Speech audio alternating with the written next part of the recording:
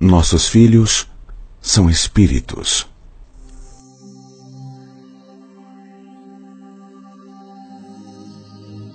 Como diz a máxima de sabedoria espiritual, nossos filhos não são nossos filhos. São apenas espíritos parceiros, irmãos espirituais numa mesma jornada de evolução.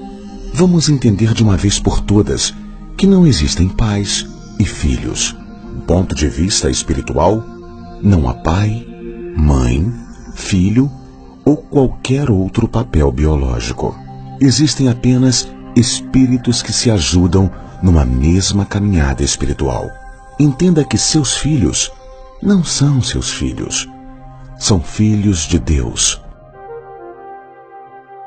Deus é o único Pai de todos nós. Um Pai eterno, que tudo vê, tudo sabe e está presente em todos os lugares. Um Pai eternamente vigilante, que não dorme e sempre cuida dos seus filhos. Somos todos filhos de Deus, filhos e filhas de um mesmo Pai Celestial. Por acaso os filhos vêm ao mundo pela nossa inteligência e habilidade de geração? Ou eles são gerados a partir de nós pela sabedoria infinita da criação divina? Permitimos que eles sejam gerados, mas não somos nós a causa da geração. Também não somos nós que lhes doamos o influxo vital e menos ainda seu espírito eterno. Tudo, absolutamente tudo é dado por Deus. Como filhos de Deus, nós temos o sagrado direito à maior herança que existe em todos os tempos. Essa herança é o cosmos infinito, que nos pertence e no qual viveremos pela eternidade. Dessa forma, por que se preocupar com o destino dos nossos filhos? Acaso esse Pai eterno e infinito, onipresente, onipotente e onisciente, deixaria seus filhos abandonados à sua própria sorte? Ou Deus, sendo soberanamente justo, bom e perfeito, sabe melhor do que nós como cuidar de seus filhos? Julgamos saber melhor do que a perfeição divina o que é melhor para os espíritos que chamamos filhos? O Pai terreno pode abandonar, pode morrer, pode se magoar, pode falhar, pode duvidar, pode errar de inúmeras formas com seus filhos. Mas o Pai eterno jamais erra, jamais abandona, jamais duvida, jamais morre e está eternamente presente.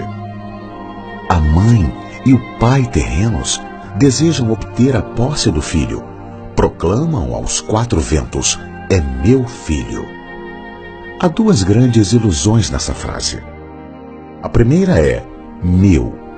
Ele não é seu, pois não há qualquer condição de posse em relação a ele, tampouco a nenhum espírito em todo o universo. A segunda grande ilusão é dizer filho. Ele não é seu filho, é filho de Deus, filho no universo, filho do cosmos. Não é seu fruto, é fruto do infinito, da essência e fonte de toda a existência universal. Os chamados filhos são espíritos livres e independentes. São almas que têm seu passado, sua história, suas experiências e seu próprio destino. Os pais que desejam ter a posse dos filhos e desejam controlar seu destino deverão prestar contas diante de Deus, o verdadeiro Pai. Não tem problema o filho do outro ser lixeiro, contanto que meu filho seja doutor. Os pais declaram sempre que precisam orientar seus filhos nas veredas da existência. Isso é verdade. A orientação, o ensino de valores e virtudes é importante. Mas o exemplo de vida e a prática do que se ensina é muito mais importante. Além disso, é certo que muitas vezes os filhos ensinam muito mais aos pais do que os pais aos filhos. Há muitos espíritos de filhos que vêm com a missão de ensinar e orientar o espírito de seus pais. Mesmo crianças podem ensinar, orientar e ser um exemplo de conduta e sabedoria muito melhor do que seus pais. Se tanto pais como filhos podem ensinar-se mutuamente, fica a pergunta: quem educa quem? Um aprende com o outro, e não há hierarquia educativa dos pais em relação aos filhos. Por que nos arrogamos o direito de dizer-lhes o que fazer, o que pensar e como devem ser? Aquele que acredita saber o que é melhor para os filhos se engana imensamente, está mergulhado numa perigosa ilusão. Os seres humanos aprendem mais com a falta do que com o ganho, mais com a perda do que com a conquista. Por isso, não se comprometa com o auxílio de tudo lhes dar e nada deixar faltar, nem tente preservá-los das adversidades da vida.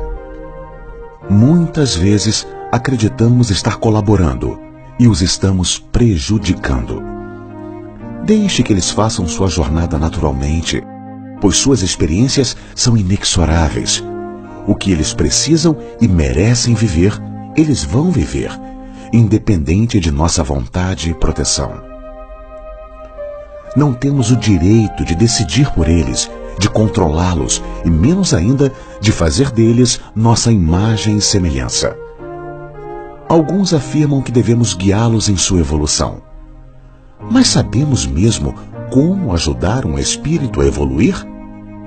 Esse guiar pode ser, na verdade, um moldar o outro segundo o que acreditamos ser o certo. O que julgamos ser o certo para ele pode ser apenas uma projeção de nossas crenças. A maioria não sabe nem mesmo o que é melhor para si mesmo, não ajuda nem a si mesmo, não resolve nem sua própria vida. Muitos sequer praticam aquilo que deveriam ensinar aos filhos. Por isso, os filhos devem ser livres para ser, fazer e pensar o que desejarem. Eles devem semear e colher aquilo que plantaram, pois é assim que os espíritos ascendem e se purificam. E lembre-se, não há o que se preocupar, pois há um Pai perfeito cuidando deles. Na hora da prova, o Pai acompanha seus filhos. Deus permite que eles errem para que aprendam com as consequências dos seus atos. Como disse Jesus: se vós, pois que sois maus, sabeis dar boas coisas a vossos filhos, quanto mais vosso Pai Celeste dará boas coisas aos que lhe pedirem. Nossos filhos são espíritos. Eles trazem toda uma bagagem espiritual que estamos muito longe de compreender. Entenda isso e entregue esses espíritos nas mãos de Deus. O Pai Celestial não falha. Quem erra somos nós mesmos. Autor Hugo Lapa.